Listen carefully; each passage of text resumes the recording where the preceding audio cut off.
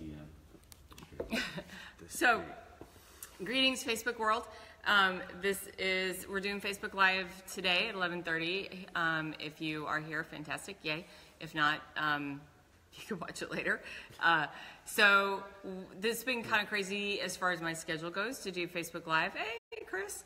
And Randy. Hi, Randy. Hey. We were talking about you this morning, too. We were. Yeah. So my Facebook Live schedule's been off because I've been involved in something that's been like a Pac-Man eating my life for the last couple weeks, and that's pretty much over. But we have Rory's here and some other random humans are in town this weekend. So we decided to go ahead and do live this morning and have just chat with you guys about a couple of things that we've been talking about and like that. So, hey everybody.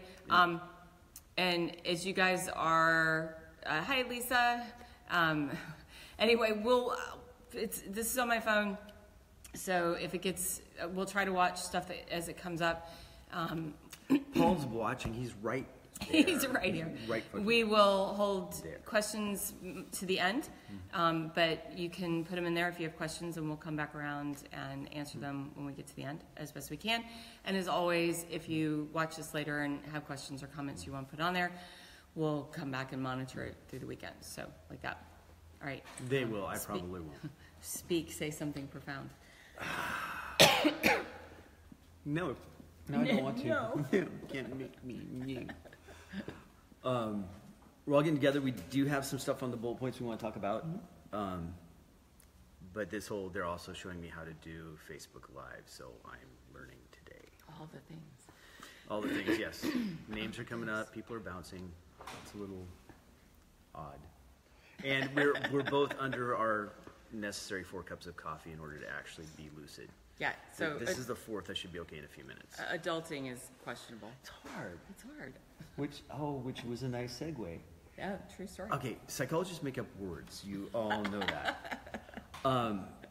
Since I have met Tammy, I have, under her influence, started using languaging as a verb. You're welcome. Yeah, because it's made life so much easier. It's a good word. And it's one of the things we hit all the time. We hit it in teaching, we hit it here.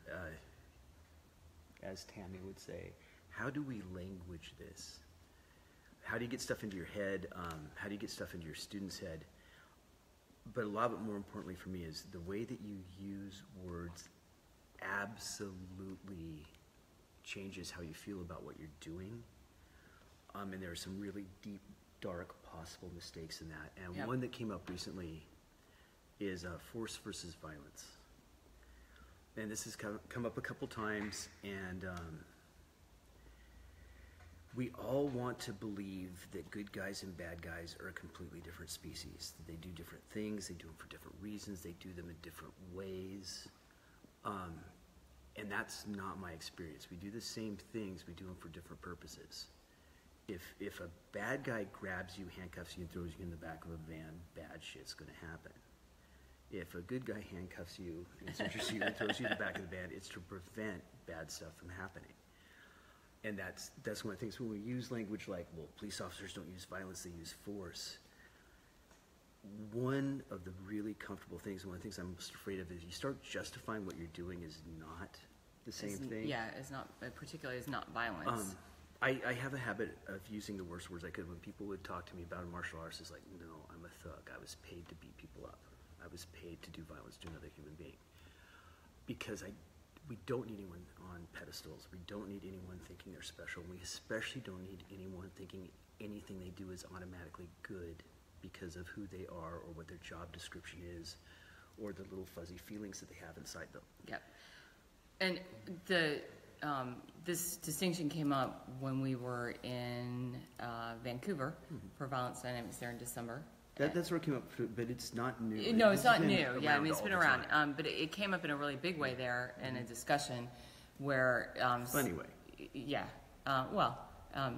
Humorous. But nonetheless, like this, people needing a sharp distinction between, like, there's a difference between violence and force. And then this big, vast project that I've been on has been really interesting because I've been working with this material, with the violence dynamics material and self-defense material with a group of humans who... it's for who it's like the new bright shiny, like, ooh, this is cool. Definitely not their world. Violence is not their world. And so there was a lot of effort by people within the, like, editors and people like that who wanted to massage the material to make it softer and nicer and like, oh gosh, I think that's just a little harsh to say in the first, like, this big one came around, conversation about targeting and goals of targeting, which is this thing I'm working on has a series of lessons. And they're like, something I wanted to say about goals and targeting. And like, we think that's a little early, just the third lesson. It's a little early, it's a little in your face. I'm like, this whole thing needs to be in your face. So just this interesting experience over the last several months of working with this group of people who are educated, intelligent, fairly worldly, been around the world. A lot of these guys have been all over the world, but wanting to make violence not violent. Yeah. You know, like let's make it not icky and scary, and change how we talked about it and stuff like that. So it's just this. It shows up in so many different ways in our culture, and I think it's one of the reasons why we don't effectively talk about the things that everybody wants to talk about right now. Like, oh, let's, the whole bump stock thing and everything that we're getting crazy about right now is talking about this stuff, and that's because we want to create categories of languaging. There you go, you're welcome. Where we can call something that it isn't to make ourselves feel better about it. But then we can't actually have a conversation about it because it's not the thing we're talking about. You can't have the conversation, and it lets you do stuff. When you're calling it something different, especially when you're calling what you do something different than it is so that you can sleep better at night, the long-term trouble with that, it makes it going a little bit farther the next day also a little easier to sleep with at night, which makes it a little easier, and pretty soon. One of the things, if you look at some of those violent, brutal, horrible, genocidal mass murders in history, everyone justify it as it was for the common good. It was for your own good. And there's no limit to the evil you can do if you're convincing yourself that it's for the other person's good or for the good of the survivors, however you want to phrase it. Greed has a limit. Anger has a limit. But violence for altruism has no limit, and pretending it's not violence is what makes that possible. Yep. And we've done that. I mean, if we want to be realistic about this and talk about things that we're really not supposed to talk about, it is part of the lore and mythos in all three currently monotheistic major religions of the world is, particularly, let's go back to the Old Testament gods. I mean, they're like, let's go destroy entire, groups of people, women, children alike, like everybody that normally we think of we would want to protect. And it's for, it is for the good of everyone because it's God's will kind of stuff. Blessed is he who dashes the brains of the baby against the rocks. Yeah. So we have to find words to effectively and efficiently talk about things that we don't have words to talk about. But then we can also take that same capacity of languaging stuff and turn it into things that make it easier to displace personal accountability and responsibility for those actions as well. Exactly. We have some friends that are working very hard to stay good guys, and it is an act of will. And one of the things about languaging is when you soften the language too much, it is very easy. Humans are lazy, and being good is a lot of work. And if you can convince yourself that, oh, this isn't bad, it's good, you're going to do the lazy thing. And one of the things we throw in, that we don't play with well enough, violence, good and bad and evil and all this stuff is really hard, but there's a concept of the necessary evil. And I don't think violence is inherently evil. I don't think that you can say that anything that all food has been based on since the beginning of prehistory is automatically evil. But let's go with the word. And there are some necessary evils. And this is one of the things that for me, I always wanted. I did not want to throw anyone on the ground and put cuffs on them. I did not want to drag anyone kicking and screaming into a cell. but it prevented something worse. So it was necessary. And one of the things, if I call it a necessary evil, if I have to face the fact that if under normal circumstances I would not want to do that, if someone is doing that to someone that I liked, I would be upset. But recognize that it's necessary and get over this whole violence is evil, violence is bad, violence is, because sometimes it is absolutely necessary. And Yeah. Well, so the heat just kicked on because it's cold here for everybody who doesn't think it's cold, and so we'll have to talk louder. So hi, Eric. Eric's watching. Yeah. Nathan, thanks for watching, guys. Yeah, well, and I think so with violence dynamics, we've talked. Casey's talked quite a bit about the kind of the fun, goofy stuff that we do, like the code names, and then we've got Odin, and that means something, and then Fenrir means something, and but also the representation of what Fenrir is in mythology. I think, I know for me, I like that because it helps me. It's a personal reminder. Like there is that Fenrir side, and then there's the Odin side, and the Odin side is what I want to be about, what I purpose to be about, and acknowledging that without those constraints, you know, and they're constraints I choose, right? So I choose this to like remember also what I'm capable of. well, yeah, and that segues in weak people, good people take care of each other, and weak people can't take care of each other or even take care of themselves. And so this embracing of your ability to do violence to care for others, without that, I'm going to say something really horribly inappropriate. But it's one of the things that's absolutely true. It takes a certain level of violence in order to procure food, in order to defend yourself. Sorry about the finger. I'm looking to see what we got here. Keep talking. He said, "Hi, kids." Okay. And the thing came up and said, "Block Eric Kondo." Anyway. It takes I love you, Eric. Oh, thank you. It takes a certain level of violence or ability to do violence to procure food or to defend yourself. If you cannot rise to that level of violence, you are only fit to be a pet for someone who can.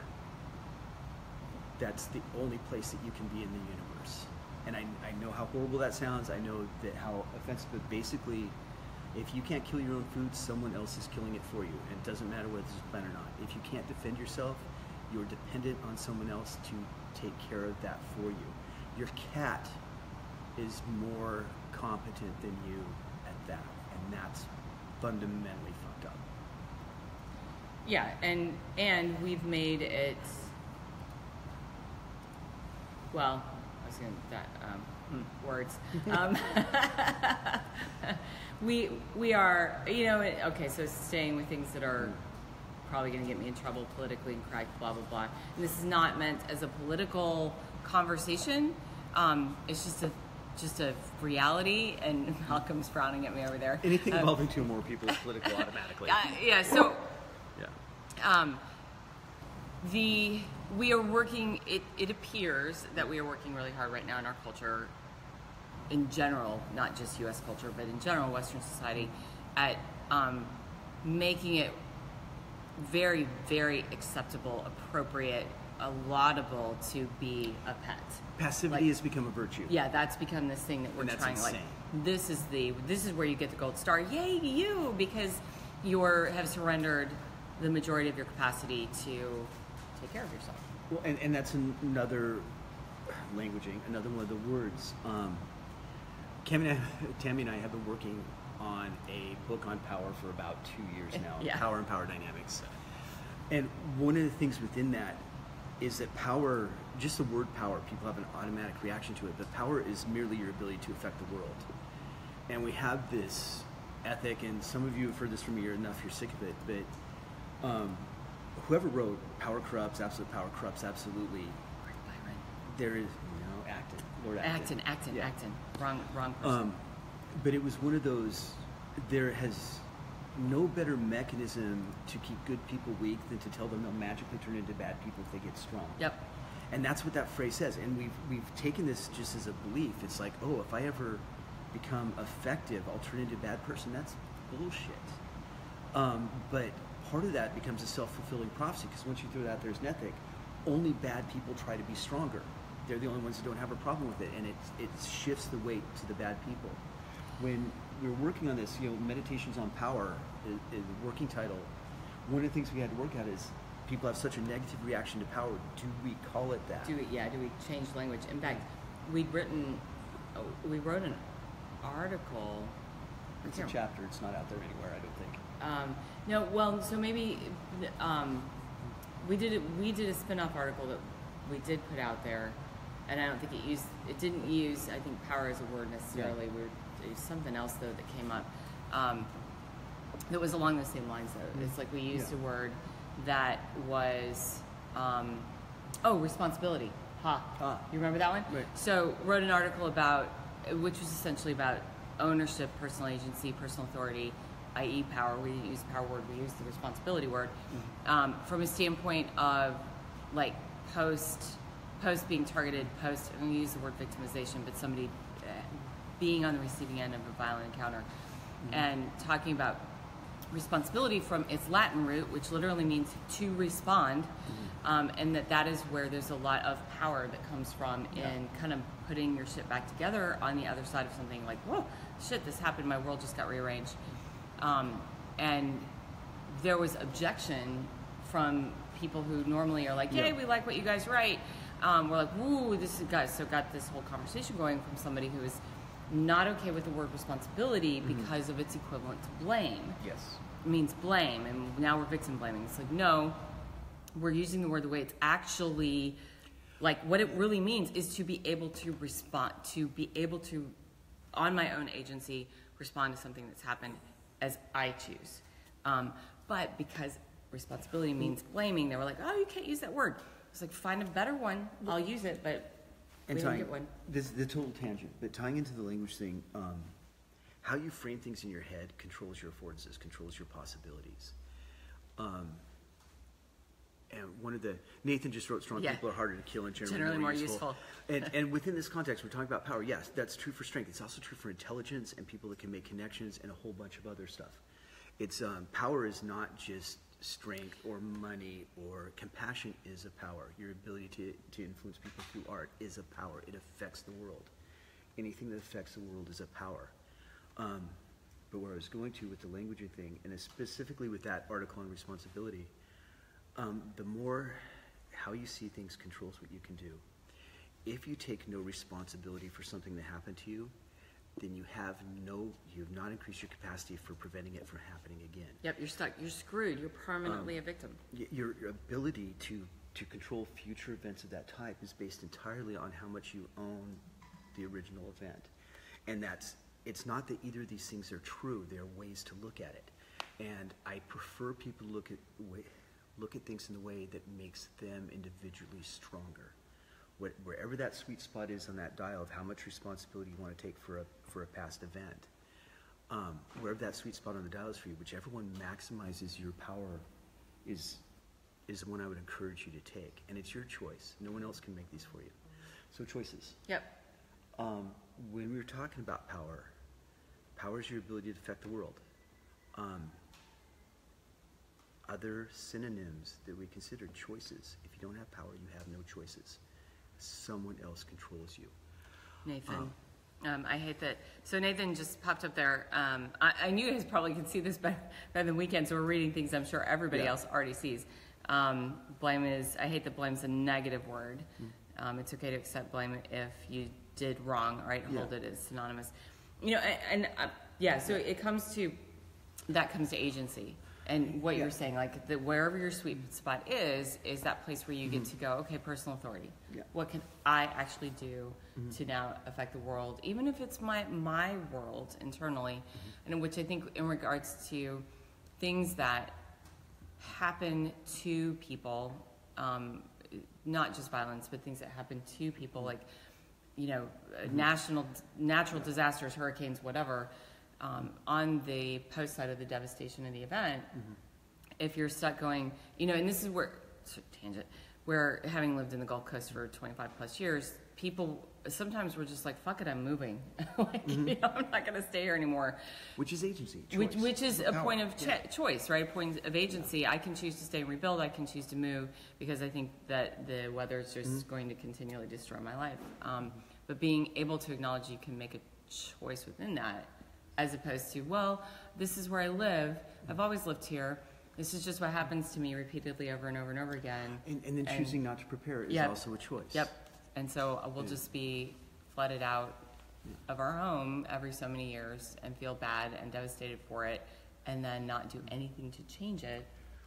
In a lot of ways, refusing to in any way adapt to past bad events, whether they're storms, is literally refusing to learn. I'm so comfortable being me that I'm not going to be smarter next time. Why would anyone choose that? Which is fascinating to me, because humans are, by biological design, adaptation machines. We're awesome at it. Yeah, it's and like, then we refuse. Yeah, and we want to slap people most of the time.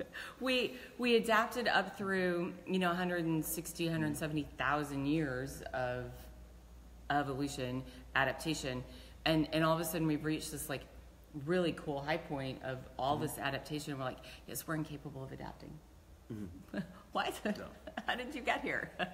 And that's human birthright. That ability to be better all the time is amazing. So power. Yeah. Choices. Yep. Also agency. It's Yep. Agency, personal authority. Yeah. All those words are all exactly the same thing. Yep. And I'm, as we've been talking about the book, because we're maybe gonna like actually get our shit together and work on it finally to a finishing place. But there's a struggle between choosing words that people like so that it's readable. I'm laughing because you said finishing place, because you couldn't just say towards the end or something. Yeah. It's like languaging. She makes up words. It's a thing. Psychologists do this. I don't know why. I'm good at it. But so there's a struggle, right, of, how much do we work at, like, putting all the extra synonyms in there so people can go, oh, I like that word, so, I'll stay with the information. And also just grounding down, like, violence and force are the same thing. It's just violence. You just change the word to make yourself feel better. Power and agency, power and choice, they're the same thing. We're just changing the word because power is such a bad word. And that actually terrifies me, that people are so afraid of the word power, because that's part of the whole drift to everybody becoming a pet and food and lunch for others. So. And this is something I said before, but you triggered something. I kind of want to say it again. I don't want these decisions to be easy. I want to stay up at night questioning whether I was the good guy when I use force professionally. I never wanted to get so comfortable with it that I didn't exhaust all my other options before I went hands-on. And having that in the back of my head, that this is what a bad guy would have done. Less provocations, but for a different reason. Yeah. And for a different reason. But the physical actions, similar. So what makes me the good guy? And having that always questioning, always in my head, because humans are ridiculously powerful. And a human that feels righteous, that has the unexamined life, that doesn't question themselves, that is absolutely certain that their way is the one right way, is one of the most dangerous animals that's ever existed. People that want to bring the power to themselves instead of push it down.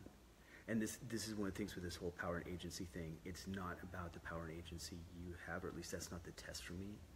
It's the power and agency you're comfortable with other people having.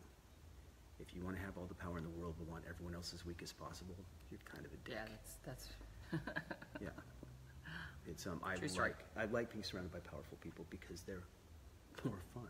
They're cooler. They whine a shitload less. Basically. Yeah. Yep. Yeah. Cool. Your turn. So, my turn. I need, all right, so we'll pause for a second. I have some more things. Are you fighter or are you food? Allison, fantastic. Randy's like, that's a good shirt. Yes. Yeah, actually that is. That would make a good t-shirt. Are you fighter or are you food? Huh? It's from the most recent Thor movie. Oh, is it really? Yeah. Oh, Allison just said stole it from Thor. Well, good. Hey, I steal away. Well, we'll just change it to pet, and then it's outside of copyright. That's right. Yeah. Yes, I haven't seen the most recent Thor movie.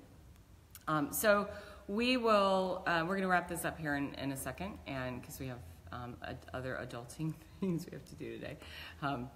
But so, I think. No me gusto. Yeah, I know. Sorry. The conversation about just talking about violence versus force and languaging and power and agency and all that. This brings us to our shameless plug. a couple things. Are you powerful? Are you a pet? Yeah, there we go. Yeah, that's it, Randy. Yeah. There's our T-shirt. We do Violence Dynamics coming up in May in Boston, sort of, Natick, that Paul and Allie are hosting. Paul's over there. Paul's over there. Malcolm's now over there. Yeah, literally over there. And it is the opportunity to come test out your internal conversation about your agency, your power, your personal authority, in a way that isn't about like how much can you bench, you know. So it's more about like how do you possess who you are, how do you use that in the light of others. John Malcolm's over there benching the air. So it is like if you're not familiar with who we are and you're in that rough area and you're like, oh, maybe this will be a cool thing to do, but I don't know. We think it's a completely different thing that exists in the universe than what's out there. Obviously, we're proud of what we've done. I say we, you know, I'm forced teaming my way into this. I'm the new kid on the block, so pretty much, you know, I'm hitching my wagon. But it's an opportunity for people to just come play and really test out, like, where are you at? Where's your, how do you want to play with the agency that you have? And so come play. We actually already have a decent number of people enrolled, and we're 7 weeks out, which is really, you know, anybody who 25% full. Yeah, so we're 25% full, and you know, nobody signs up until the last minute for anything. Oh, like, oh, that thing, it's like in 2 days. I guess I should actually register for it since I'm going and I have my plane tickets, but I haven't actually done it yet. Ask Randy about his book on. Just no. let it go. Just let it amble on by. No. Randy is his own superior person. He's fine. So the fact that this is we've got the level 25% enrollment so far, and we're 7 weeks out, is pretty good feedback about what we're doing, and that it's that unique, it's that different, and that people are willing to actually get their shit together and register ahead of time. So come play with us. It's going to be fantastic. It's the first time in the New England area. Won't be the last, but it will not be like 6 months later you get another go at it. So come play. And then also, just in general, get on, if you're watching this, on the Violence Dynamics page, make sure that you're liking and following it and all that kind of cool stuff so you get more. And the website is evolving towards phase 2, which will have some cool like internal content and stuff like that. So just kind of stay posted, and Randy King writing those. Okay, so there's just probably some things that are coming up here in the way of comments that I'm not gonna like verbalize, Randy. It's all right. Yay, Dan's registered. He's gonna be there. Fantastic. Good. Cool. Dan's fun. You haven't met him yet. I have not met him yet. He's fun. So anyway, come play. And we are the traveling circus, so we are already starting to schedule for 2019 some Violence Dynamic stuff. I know, crazy, right? So if you're somewhere, Bulgaria. Yep. Well, that's this year. In July, right? Yeah. Yeah. But no, June, because that's where I can't go. Right. Okay. So these guys are killing me because they're going to Bulgaria, and I can't Supposed go. to have great food. I know. Just, Great food, cheap booze, your kind of place. Yeah. so, yes, I'm adulting that weekend. My kid is graduating from high school, so he'll be here. Graduate without you. Your priorities are all messed I up. know, right? And then we'll have and we have Biodye Prime in Minnesota in October. There's probably wiggle room in there for another one yet this year, but limited. But 2019 is starting to schedule. So if you are somewhere and you would like us to come play in your neighborhood, you need to reach out to us, because working everybody's schedules and coordinating all of that up is a bitch. So the sooner you can get on, like, hey, I want to do something, then the sooner we'll actually be able to make it happen. Bert, you're in Europe, you don't know what good coffee is. You both need a refill with good coffee. So like that. And thanks for watching. And we'll I don't think we have any new questions or comments on here, except for the ones I'm ignoring, because I think I'm probably going to bite down on a big ass hook, because Randy sets hooks that I don't seem to be able to see coming. Randy, thank you very much. I bite down on them, and then he's like, ah. She sees them. So anyway, if any other things come up, any other questions about this Facebook Live, post them. We'll watch it over the weekend and respond. And Otherwise, we'll see you in May. Cool. Cool. And other Facebook Lives in between now and then. All right, everybody. Ciao. Bye.